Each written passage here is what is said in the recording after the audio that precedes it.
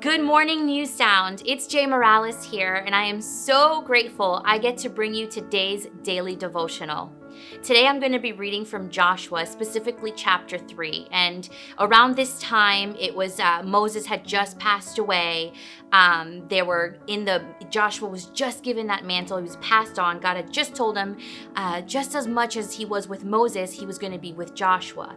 And so now it was Joshua's responsibility to go ahead and take God's people over into the land that he has promised them for so many years. So in Joshua 3, specifically verse 13 through 16, it says that the priest carried the ark of the Lord of all the earth. As soon as their feet touch the water, the flow of the water will be cut upstream, and the river will stand like a wall. So I want to stop here for a second because I want to take notice of something. When Moses went into Egypt and took all of God's people away from the oppression of Pharaoh, he had to cross the Red Sea. But when he crossed the Red Sea, Moses lifted up his staff and the waters parted. Once the waters parted, God's people ran through, and we know the story that the Red Sea swallowed up all of Pharaoh's chariots and soldiers, right? But I want to take notice of what is happening here in Joshua. I'm going to repeat it again. And as soon as their feet touched the water. See, God gave Joshua very specific instructions. He said that the priests must carry the Ark of the Covenant and go into the Jordan River. This time, there was no staff for the Red Sea to part. No, actually, it was a prerequisite. God this time was telling his people that they had to actually step into the water to get into their promised land.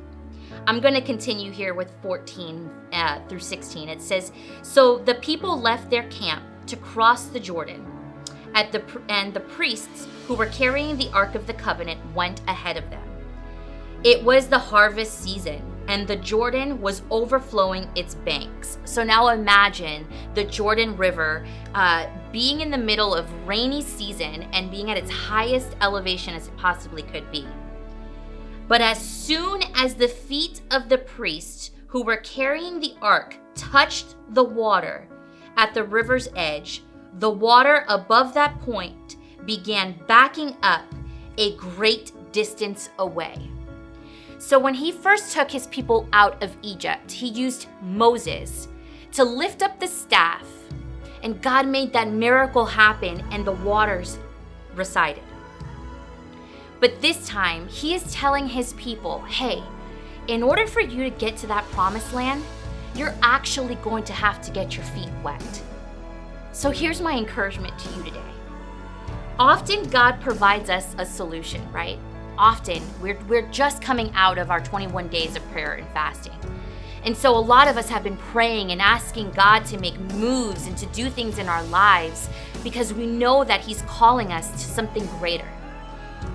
But until we trust him, nothing is going to move out of the way.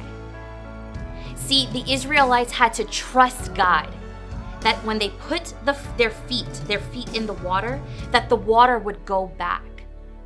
My question to you is, where is your level of trust in this season? See, I so wholeheartedly believe that we are entering a brand new season, a season in our church, a season in your life. But God is asking you to put your feet in the water. He didn't say waist deep. He said here in his word, all they did was put their feet in the water and the water subsided. So I want to encourage you today to trust your God. Take that first step. Remember, to be obedient is to trust him. And what he wants more than anything is to get you to that promised land. It's to get you to this new season. It's to get you to where you know that he's calling you. So be encouraged today. Get your feet wet.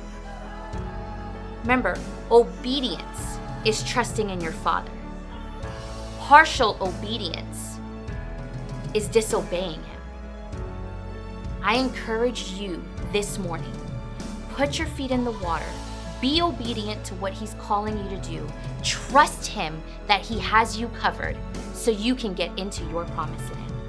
I love you, New South. I'll see you later.